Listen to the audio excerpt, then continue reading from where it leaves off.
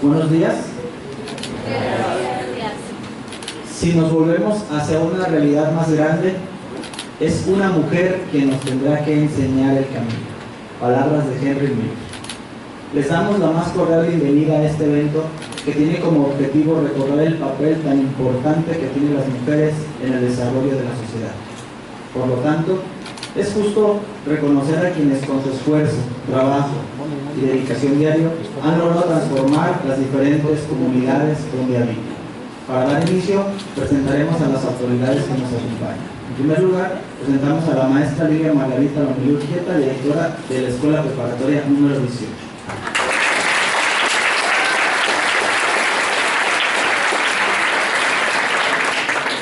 Maestra Guadalupe Porfirio Otero, regidora por el H Ayuntamiento de Guadalajara en el periodo 2015-2018.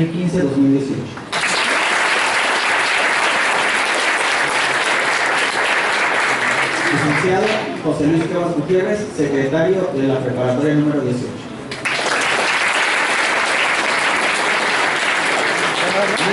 Maestra Isabel Escamilla Galindo, coordinadora académica de la Preparatoria número 18.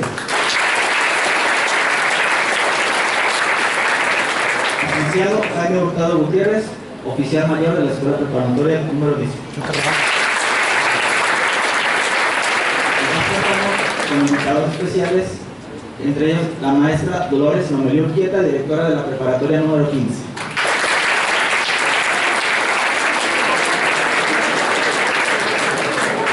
Licenciada Ana Dalal de Gives, asesora de comunicación en el Ayuntamiento de Guadalajara.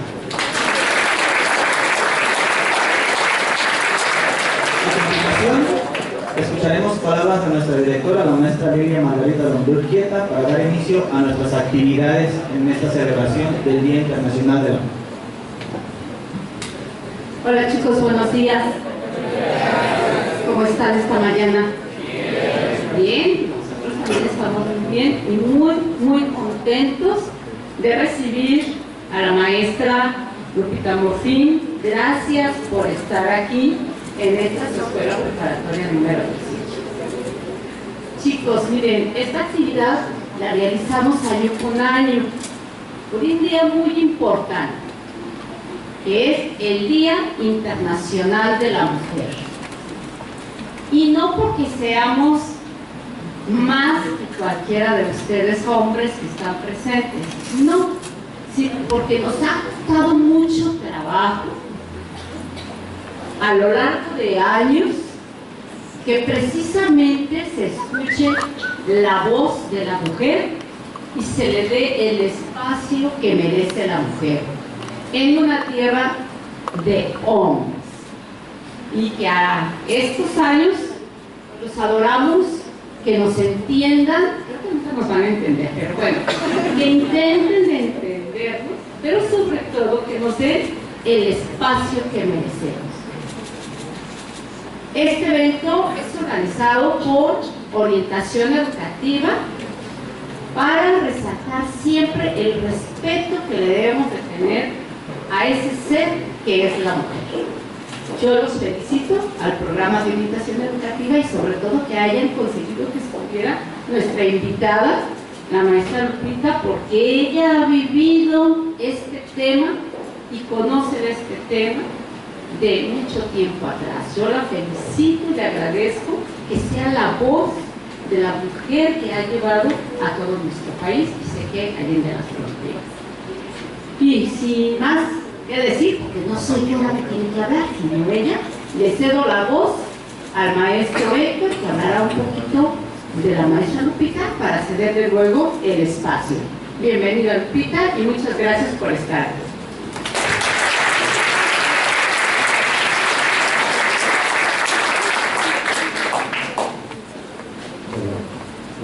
Guadalupe Porfirio Otero es licenciada en Derecho y maestra en Literatura. Ahora es regidora por los Movimientos Ciudadanos en el municipio de Guadalajara. Ella es abogada, ha sido reconocida tanto en la academia como por organismos de la sociedad civil por su capacidad para trabajar con ética y autonomía, temas tan difíciles como lo son los derechos humanos y cuestiones de género, donde destaca problemáticas sociales como la de prevenir y erradicar la violencia contra las mujeres así como erradicar la tortura y promover una cultura de la paz. Se ha dedicado a divulgar en México y en otros países temas sobre los derechos humanos. Fue nombrada Ombudsman en Jalisco en abril de 1999, dentro de los problemas que abordó sin ningún tapujo, haciendo recomendaciones públicas al Estado, y asumió la defensa de los torturados, de los jornaleros campesinos agrícolas de Sayula, y también trabajó por los derechos ambientales de Jalisco. En octubre del 2003 fue comisionada por el Gobierno de México para prevenir y erradicar la violencia contra las mujeres en Ciudad Juárez, comisión desde la que impuso el cumplimiento de las recomendaciones hechas por organismos internacionales y nacionales. Dentro de sus logros más importantes se pueden destacar la identificación de los restos de las mujeres desaparecidas por parte del equipo de antropólogos forenses argentinos, el desarrollo de un sistema de información geográfica sobre feminicidios y el desarrollo de políticas públicas sobre prevención de trata de mujeres. Para el 2008 fue nombrada fiscal para los delitos de violencia de género contra las mujeres y trata de personas por la Procuraduría General de la República. En este cargo creó un grupo especializado interdisciplinario para investigar la trata de personas. Se elevó en un 280% el hallazgo de mujeres y niñas desaparecidas en ese momento. Es miembro de la Academia Mexicana de Derechos Humanos y se ha dedicado a divulgar temas de derechos humanos en ámbitos académicos y sociales. Ha publicado libros y revistas especializadas, ha sido profesora invitada en el Instituto Interamericano de Derechos Humanos y por otras instituciones como la Comisión Europea para dar conferencias y cursos y participar en foros y misiones de observación, ¿sí? Como en San José, Costa Rica, El Salvador, Lima, Quito, Barcelona, Panamá, Tijuana, San Luis Potosí, Guanajuato, entre otros. Ha sido consultora de organismos de cooperación internacional para evaluar proyectos de impacto en derechos humanos en Guatemala y en México. Ha brindado asesoría en el mismo tema a instituciones públicas y privadas y ha sido parte del Consejo Consultivo del Programa Dinamarca para los Derechos Humanos para Centroamérica, en el área de la Administración de Justicia. Entre tantas cosas, ¿verdad, maestro? Me quedé bien corto. Bueno, nuestra invitación es para que nos comparta su experiencia en este trabajo de los derechos humanos como mujer, y me gustaría empezar planteando una pregunta que seguramente nos va a poner una serie de elementos para el contexto de nuestra charla. La primera, en lo personal, me gustaría preguntarle que nos platicara su experiencia como Ombudsman en Jalisco y qué significa ese término de Ombudsman, porque nuestros alumnos seguramente van a estar interesados. Qué prepa tan bonita, qué baños tan buenos y qué linda recepción me hicieron. Yo fui chica UDG, estudié en la prepa 1, por allá, por los años que relata Sergio Aguayo en su libro La Charola. Es algo de la prehistoria, ya tengo 64, era 1970-71, y luego fui alumna de la UDG en Derecho en 72, entre 72 y 77. Y ya casada con 3 hijos, ahora estoy en vísperas de ser abuela. Ya está en capilla mi hija para tener una niña, lo cual me da mucha alegría. Entonces estudié la maestría en literaturas del siglo XX, en la UDG también. Antes de pasar a otra cosa, les voy a decir que de repente se me va la voz y dura 1 minuto y medio o 2 minutos la ronquera, la carraspera, y luego le sigo con dulces y traguitos de agua. A veces me pasa y a veces no, pero no se me vayan a asustar. Si se me va la voz, pueden ver sus mensajes en el celular, echar algún chismecito, yo me tranquilizo y sigo platicando.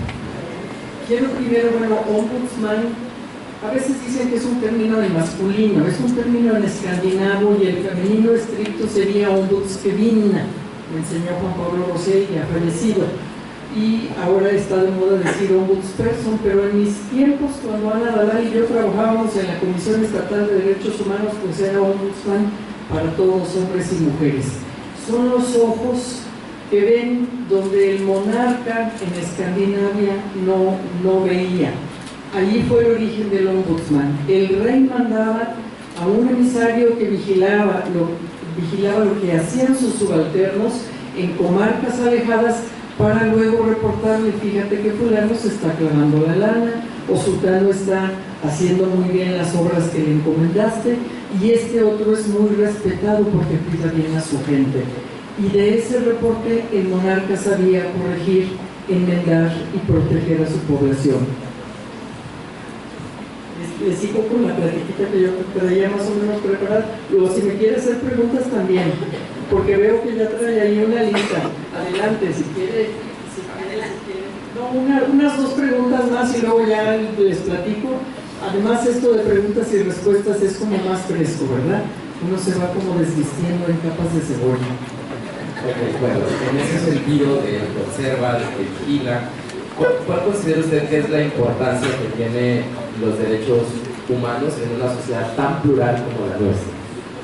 El reto principal es que el mantel de la mesa del banquete alcance para todas y para todos, sin importar género, edad, raza, origen, estatus social, si son migrantes o nacionales, si tienen una u otra orientación o preferencia sexual. Todo eso importa y está establecido desde el artículo 1 de nuestra Constitución, gracias a una maravillosa reforma constitucional que se hizo en 2011, que nos marca a todas las autoridades en todos los ámbitos actuar bajo un nuevo paradigma, el de la protección, promoción y defensa de los derechos humanos, que son universales, pero que se tienen que traducir en lenguaje de las culturas de cada sitio, que son progresivos. A medida que vamos ganando uno, ahí vienen otros, ya vienen los de la era espacial, ya vienen los de la bioética, que tienen que ver con clonación, con autonomía de los pacientes, el derecho a ser cuestionados, informados sobre el uso que se les va a dar a sus células. Siguiente pregunta, si nos va a dar chance a que nos platique qué trae. En su experiencia de mujer y viviendo en una sociedad en la que se reproducen esquemas machistas o esquemas de dominio, de control de parte de la masculinidad, ¿qué considera usted que son las trabas que tiene una mujer que desempeña una tarea importante como la que usted ha desempeñado en la función pública? Quise que en vez de verlo, sí ha habido trabas, por supuesto. Jacqueline Pechard era consejera del IFE, aquel glorioso IFE que extrañamos tanto. Era la única mujer, y ella me llegó a contar que cuando hacía uso de la palabra, tuvo que llegar a dar el manotazo en la mesa para que le pusieran atención. Sí hay trabas hasta cuando una es jefa con colaboradores varones. Yo los tuve en la Fiscalía de la PGR, la Fiscalía de Delitos de Violencia contra las Mujeres y Trata de Personas, y sí tuve que llegar a imitar el consejo de Jacqueline y también dar mi golpetazo en la mesa, por fortuna pocas veces.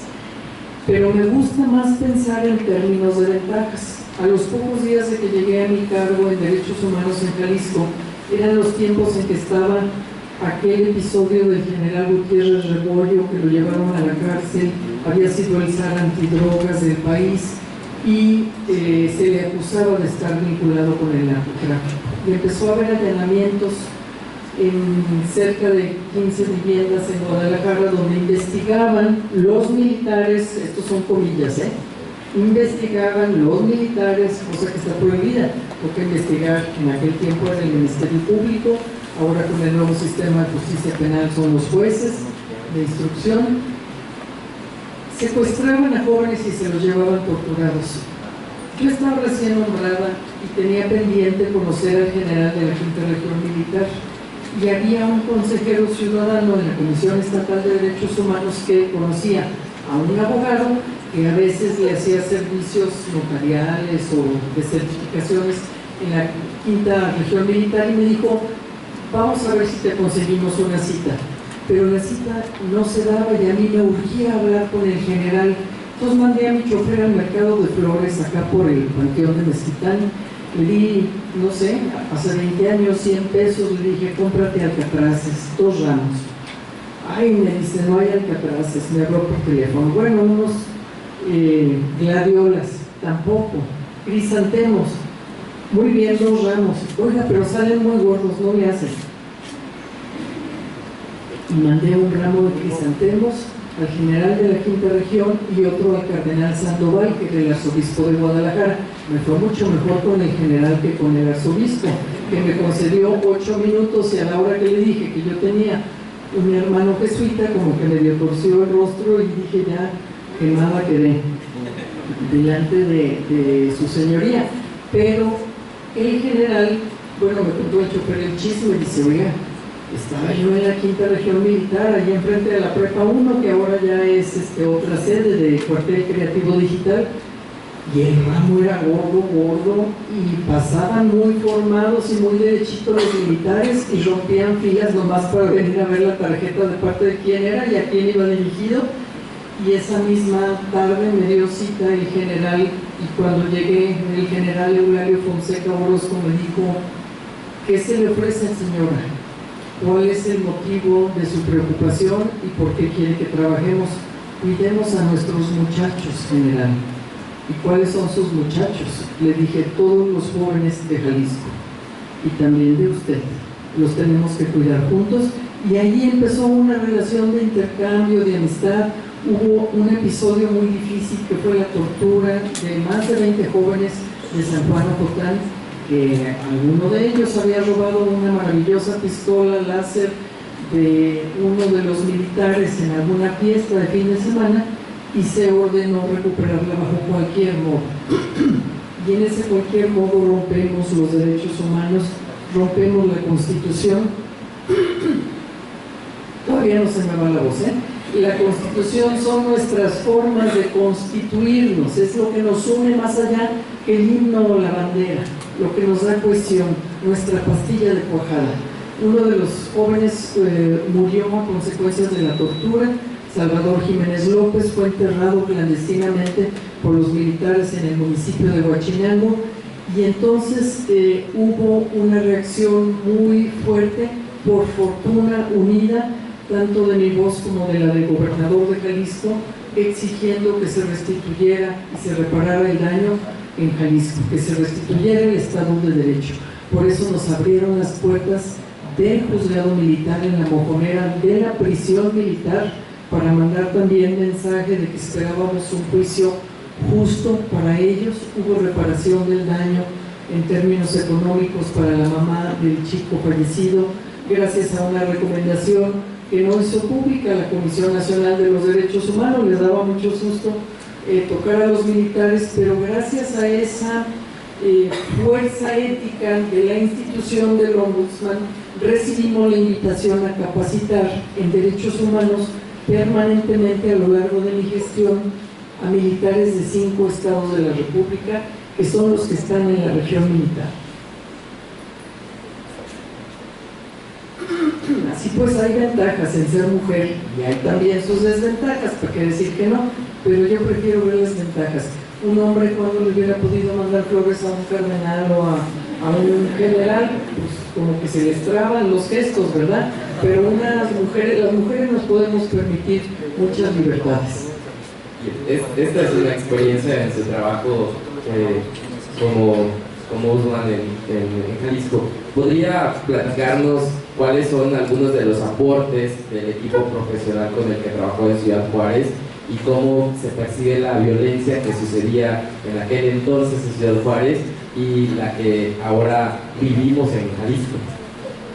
Ciudad Juárez fue la ventana para mirar el feminicidio que sucede en otras partes del país. Feminicidio, una palabra que viene de femicide, de Diane Russell, Jill Caport, algo así, no lo pronuncio bien, pero que académicas feministas mexicanas como Julia Monarres del Colegio de la Frontera Norte en Ciudad Juárez y Marcela Lagarde, diputada en aquel entonces, hablo entre 2003 y 2006, que fue mi mandato como comisionada federal, acuñaron como feminicidio. Es el acto de violencia más extrema contra las mujeres por ser mujeres. Había una disputa muy grande de cifras y las mamás de niñas desaparecidas o asesinadas decían, mi hija no era una cifra, y efectivamente era un hueco en la almohada que nadie iba a llenar, una silla en la mesa que no iba a ser ocupada, una conversación interrumpida, unos brazos que sobran para consolar a la hija.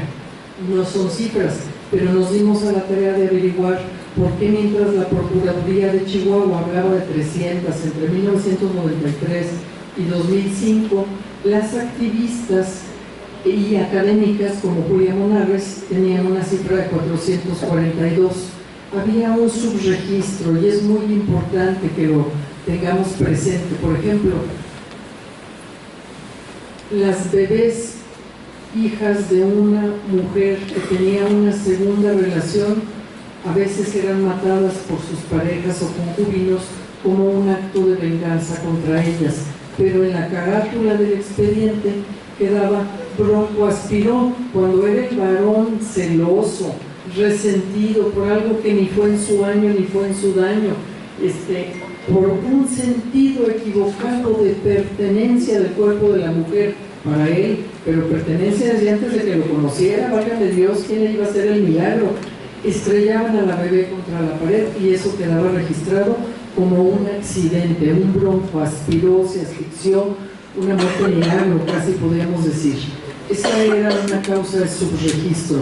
Otra causa era que las mujeres consumidoras de heroína, Ciudad Juárez era la segunda ciudad en consumo de heroína, llegaban a los picaderos y extendían el brazo para que les dieran su dosis, pero a veces los distribuidores se cobraban deudas administrándoles dosis letales para poder abusar sexualmente de ellas, y quedaba en el periódico: murió por sobredosis.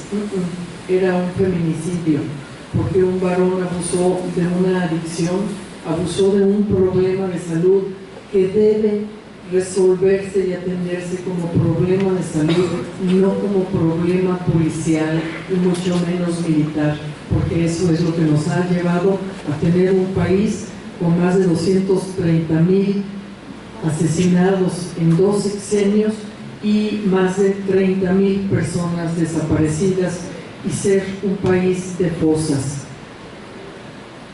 Y la tercera causa de subregistro en el número de cifras de feminicidio era que de repente pues el novio, varón, esposo, concubino, etcétera, le ponían una madriza, se pueden decir términos no propios, ¿verdad, directora? Y una golpiza pavorosa a la mujer, y entraba al hospital y el expediente quedaba como lesiones.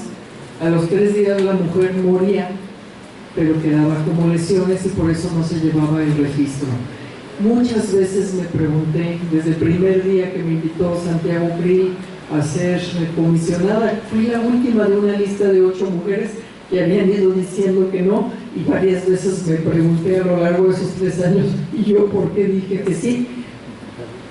¿Por qué las matan? ¿Por qué tanta impunidad? Tiene mucho que ver, según estudios de ENVIDE y otras encuestas y estudios de académicos del Colegio de la Frontera Norte, que se viva en condiciones de extrema pobreza, que el piso de la casa sea de tierra. Yo pienso que es por la desesperación que da no poder llevar alimento a los hijos, y contra quienes se descargan los varones que tienen ese estereotipo o rol de ser los proveedores estrella, pues se descargan contra las mujeres. Por eso es muy importante echarle el golpe a los estereotipos y decir: aquí funciona, aquí no funciona, y como pareja vámonos apoyando para resolver. Pero también tiene que ver con que en las soledades de las afueras de Ciudad Juárez había casas en lo que hubiera equivalido a una sola manzana, y las bardas eran los restos de los colchones, los alambres que quedan de los viejos colchones cuando ya se les quitó la borra, las plumas, etcétera, y los guardianes eran los perros. ¿Cuál policía, cuál centro comunitario, cuál centro de salud recorría esas calles, esos parajes y decía: ¿por qué se ha tenido que venir la gente a vivir acá? ¿De qué huyen? ¿Qué memoria dolorosa arrastran? ¿O qué necesidad no han resuelto? Entonces, un elemento era extrema pobreza, aunque la violencia contra las mujeres se da en todas las capas de la población. Segundo, normalizar las relaciones violentas desde la familia de origen. Es que mi abuelo le pegaba a mi abuela, si no pega no quiere, era aquel dicho horroroso de cuando éramos chicas. Mi papá le pegaba a mi mamá o le pega a mi mamá no sabe cómo defenderse. Toda esta normalización como si fuera natural y aceptable hace proclive el caldo de cultivo en que la pareja nueva, y sobre todo si es la segunda o tercera relación, no la primera relación, y si hubo hijos en la anterior pareja y la mujer es joven entre tal y tal edad, entre 20 y 35, allí teníamos un probable cuadro de violencia feminicida. ¿Qué fue lo que planteamos con el estudio georreferenciado que mencionó?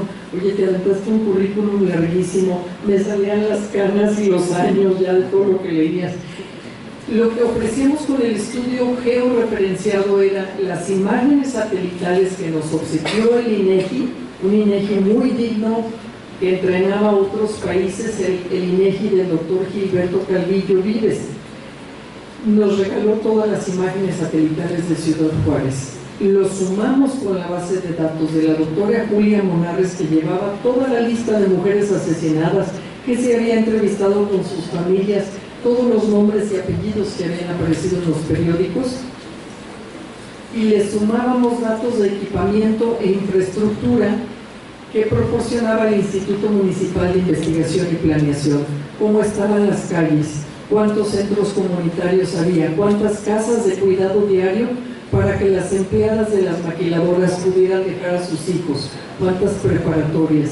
Y resulta que en 1968, hablo de equipamiento cultural, había 3 maquiladoras y 3 teatros en Ciudad Juárez, pero en 2005 había 300 maquiladoras y los mismos 3 teatros. Ya en 2006 abrieron otro nuevo.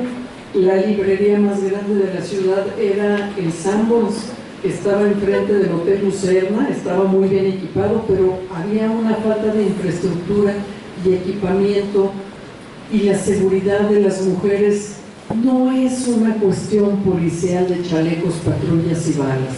Sí es importante que llegue la patrulla a tiempo, lo hemos visto para cuando hay órdenes de protección, cuando hay petición de ayuda, pero más importante es tener iluminadas las calles y tener iluminadas las conciencias.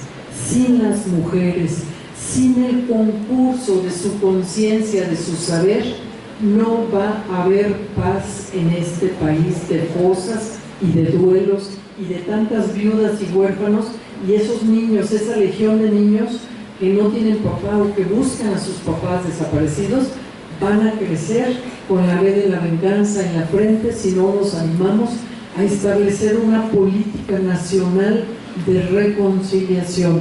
Por fortuna cambió el tipo de ombudsman nacional que teníamos. No me gustó el mandato de José Luis Soberanes, no me gustó mucho menos el de Raúl Plasencia Villanueva. Afortunadamente ahora tenemos a Luis Raúl González Pérez como ombudsman nacional, que está enderezando con un esfuerzo enorme esa institución que cayó muy bajo. Voy a hacer una última pregunta y después seguramente nuestros alumnos te van a preguntar algo.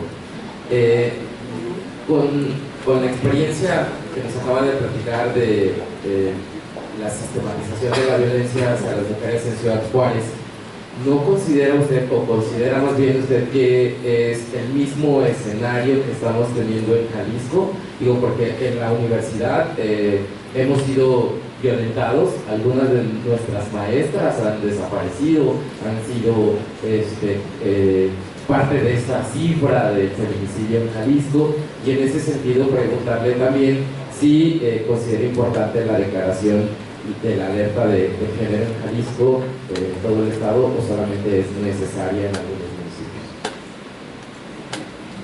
Vivimos en una cultura que puede explicarnos las raíces de estas violencias, donde se adoran becerros de oro.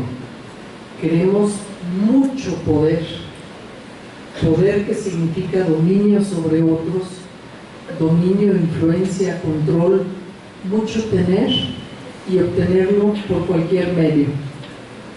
Y esto nos plantea un reto como sociedad adoradora de esos becerros de oro, es decir, de esas estatuas equivocadas, porque eso no nos va a dar felicidad, ni nos va a dar sentido de pertenencia, ni nos va a dar sentido de orgullo a la hora de ver a los hijos y a los nietos. ¿Qué nos va a dar ese orgullo? Un pan ganado dignamente, una vida vivida bajo principios éticos y la capacidad de sentir sororalmente. La sororidad es la fraternidad entre mujeres, la hermandad femenina, o vivir fraternal y solidariamente entre todos. Eso es lo que nos va a dar un sentido de orgullo, haber pasado por esta vida sin permanecer indiferentes ante aquel más vulnerable que nosotros, que estaba a nuestro lado y que necesitaba ayuda. No voltear a verlo significa renunciar a reconocernos en el rostro de los otros que son nuestros pares. Tenemos que salvarnos todas y todos juntos. En ese contexto cultural de admiración al que tiene mucho y al que puede mucho, no al que sabe mucho, no al que comparte mucho, y tenemos que hacer cada quien su tarea para revertir esto, ocurre la violencia feminicida.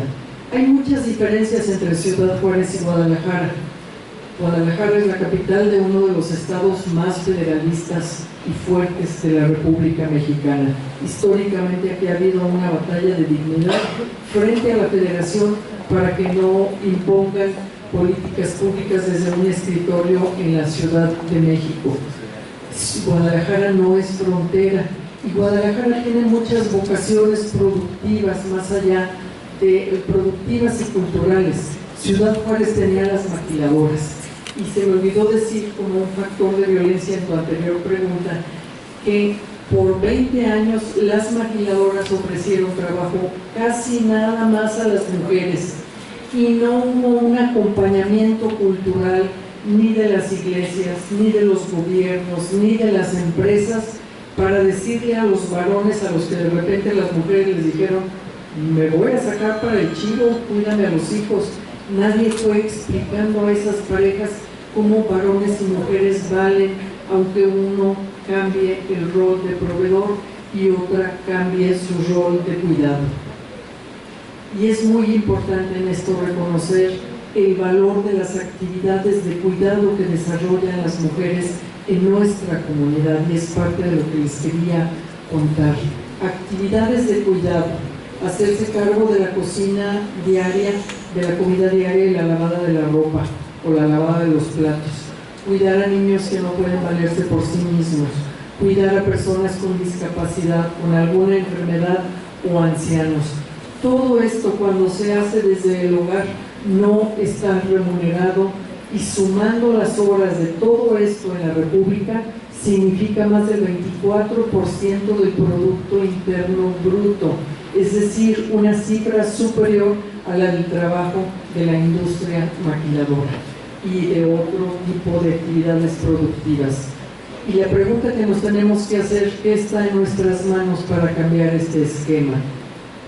Quisiera que levantaran las manos y se animan quienes tienen a sus mamás, abuelas o tías dedicadas a estas actividades de cuidado en el hogar, exclusivamente en el hogar, que tienen que ir a diario al mercado, a la tienda.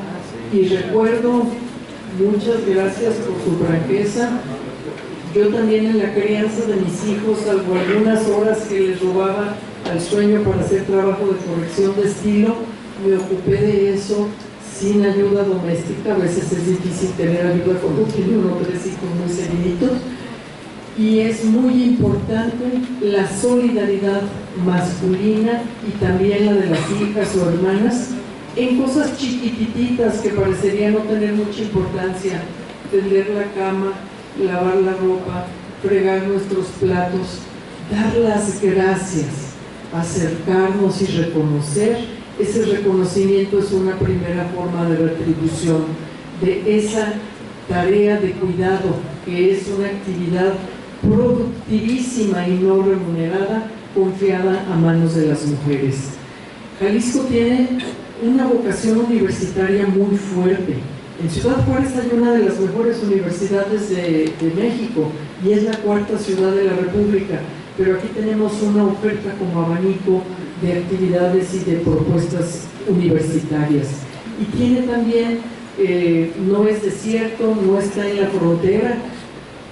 Ciudad Juárez, para llegar a la ciudad más cercana en México, eran 3 horas y media de carretera, parándote en los burritos,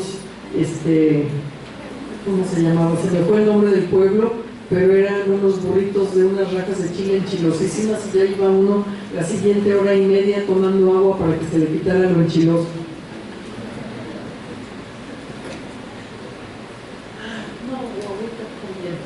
Entonces, ¿qué similitudes hay? Pues que vivimos inmersos tanto en la frontera como aquí en una cultura de narco, de adoración de becerros de oro. Hemos tenido ya noticias desde los arcos del milenio en 2000, ayúdame Ana, creo que fue 2014, cuando aparecieron 18 cadáveres, 18 cuerpos descuartizados en una camioneta a poquitos días de que empezara la Feria Internacional del Libro en Guadalajara.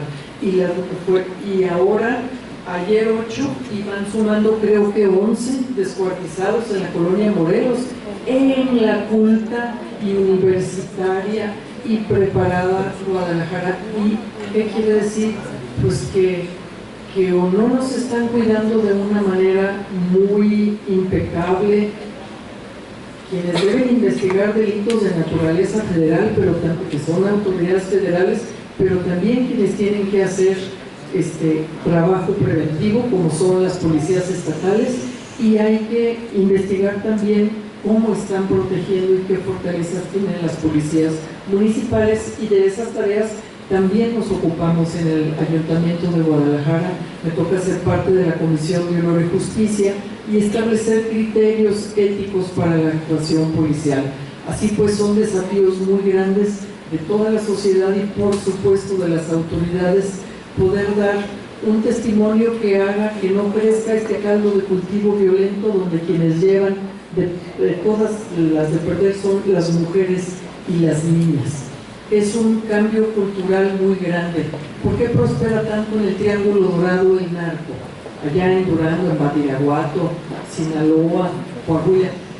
Porque es el capo o los capos del lugar los que van resolviendo todas las necesidades, lo van resolviendo como favores. Entonces tenemos a un ídolo, a un Señor todopoderoso al que hay que pedirle ayuda para reparar la ermita de la iglesia, al que hay que pedirle ayuda para el funeral, para los 15 años de la hija, para que la carretera se termine de hacer, para que llegue el agua al pueblo.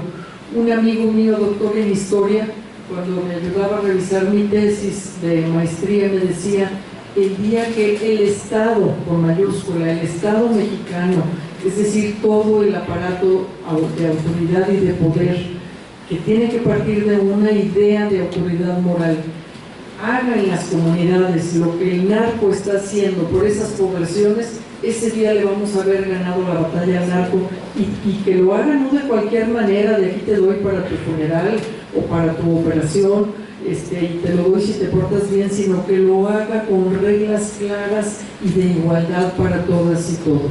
Ese es el desafío enorme que tenemos en nuestro país: construir una política de Estado que tiene que ser una política de justicia social, de igualdad de oportunidades, una política que cumpla el principio constitucional de igualdad.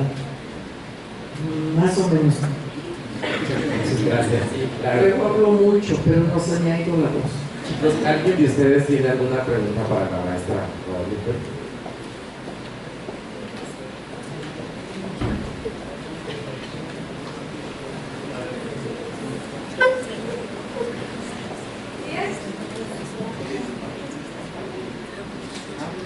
¿Qué acciones considera necesarias se deben implementar en las escuelas como la nuestra para prevenir la violencia de género?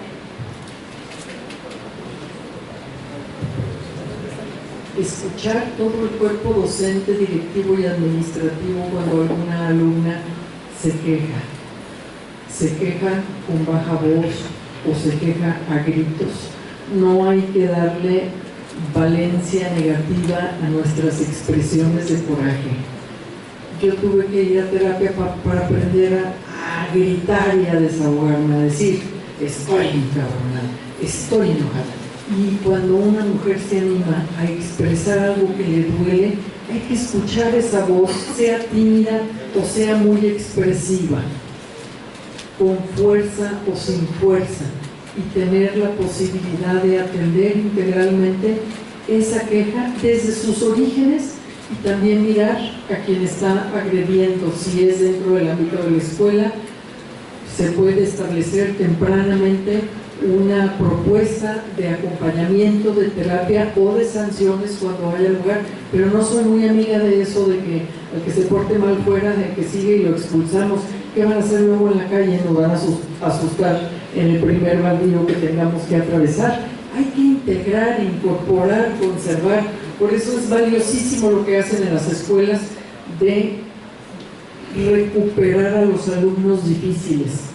Si no, pues ¿por qué no? A ver, a Estados Unidos, ¿no? Esos excluidos, expulsados, luego se van al repertorio de armas de los abuelos y de los papás, y santo Dios las que se arman. Hay que integrar, y también es muy propicio ir bajo un espíritu laico y respetuoso de todas las creencias, enseñando lo que significa la cultura del perdón y la reconciliación.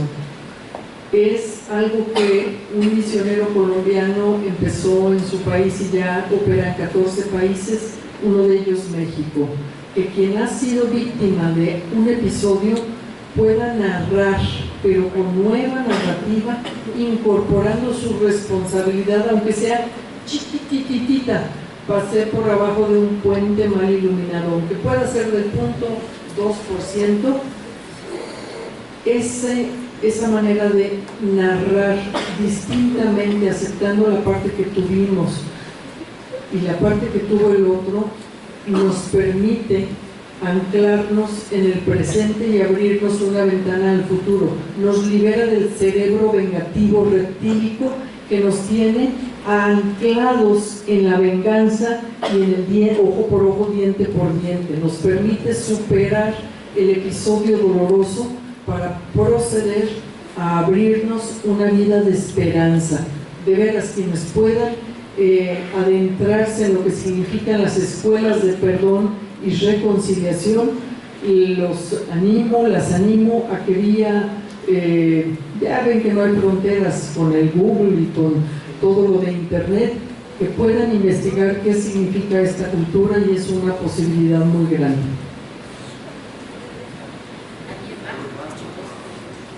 Una más y corro al ayuntamiento, que hay sesión de pleno.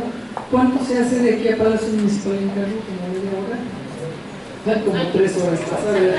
Ahí la directora, ella me... Sí, gracias. Sí, apartándonos un poco de contexto de estas citas, de dar herramientas al aprender, quisiera preguntarle qué consejo nos daría a los hombres para convivir sin violencia hacia una mujer, sin ser como despreciativos, de tratarlas como algo inferior, o también como algunos de cierta amistad que las tratan como un hombre más. ¿Cómo nos guiaría a nosotros, como hombres, un consejo de parte de una mujer muy preparada para que se viva esa sana convivencia? Mira, yo me casé ya grandecita, Ana, no me vayas a filmar porque voy a decir distancia, sí, usted también. Perseguida, jamás vencida y besada como el santo clavo, pero me casé de 28 años porque hasta entonces me encontré un varón que fuera capaz de respetar mi anhelo de libertad. Y hemos tenido por 36 años un matrimonio muy feliz. Te mentiría si te dijera que todo el tiempo ha sido feliz, como te mentiría cualquier matrimonio que te dijera que un matrimonio ha sido sencillo. Hay que invertirle energía, cariño, ganas, amor todos los días y no cansarte. No tendría más consejo que darles que es quererse a ustedes mismos y conocerse a ustedes mismos. Conocerse para los griegos significa filosóficamente cuidar el cuidado del alma, cuidar su integridad de tal manera que para desarrollar su capacidad de ser, no necesiten ver a otro ser humano como objeto de dominación. Cuando un hombre se reconoce, se acepta, se quiere, ve a la compañera como un par, al mismo nivel dialogante.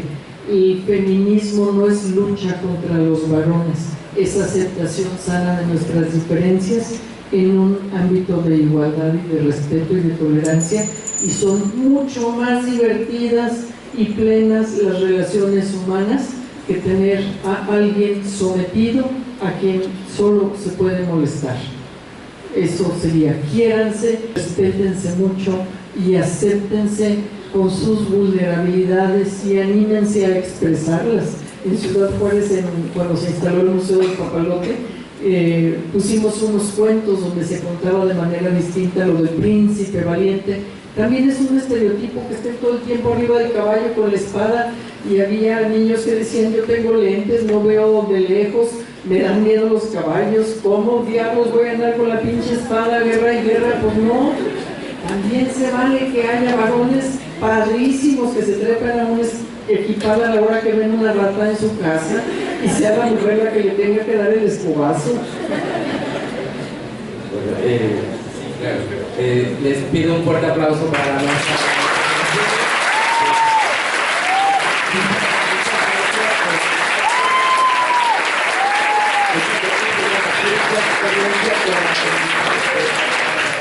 con la comunidad estudiantil y la comunidad académica de la Escuela Preparatoria número 18, la maestra Lidia le va a entregar un reconocimiento.